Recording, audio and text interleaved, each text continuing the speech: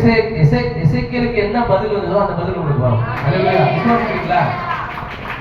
இப்போ 1.5 ஆயிடுச்சு. இந்த ஒரு வருஷத்துக்கு தான் இவ்வளவு ஆயிடுச்சு. இன்னும் இருக்கு. சரி, ரைட். கடைசியாக நம்ம வாசிடலாம். கடகடன்னு சீக்கிரமா முடிச்சிடலாம்.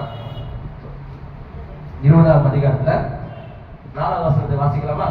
ஏசாயா பாதி குற்றத்தை விட்டு அப்புறம் போகிறதுக்கு முன்னாடி பாதி கூட தாண்டல. போறதுக்கு முன்னாடி என்ன வருது? கர்த்தருடைய வார்த்தை அவனுக்கு உண்டாகி அவர் சொன்னது, நீ திரும்பி போய் என் ஜனத்தின் அதிபதியாகிய எசேக்கியாவை நோக்கி உன் தகப்பனாகிய தாவீதின் தேவனாய் இருக்கிற கர்த்தர் சொல்லுகிறது என்னவென்றால் விண்ணப்பத்தை கேட்டேன். உன் விண்ணப்பத்தை நினைத்தருளும். நான் உத்தமமா இருந்தேன், நான் உண்மையா இருந்தேன், உன் பார்வைக்கு நலமானதை செஞ்ச ஆண்டவரேன்னு சொல்லி என்ன நினைத்தருளும் ஆண்டவரேன்னு சொன்னதுக்கு ஆண்டவர் சொல்றாரு, உன் விண்ணப்பத்தை கேட்டேன். யாரோட விண்ணப்பத்தை?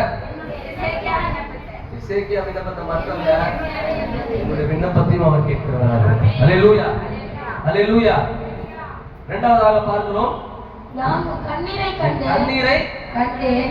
கண்ணீரை காண்கிற தேவனாக இருக்கிறார்.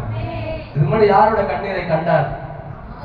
அலகாய் நோய் ஆகாரின் கண்டார். ரைட்டா? ஆகாரின் கண்ணீரை கண்டவர் என்ன பண்ணாரு? அவருடைய கண்ணீரை துடைத்தார்.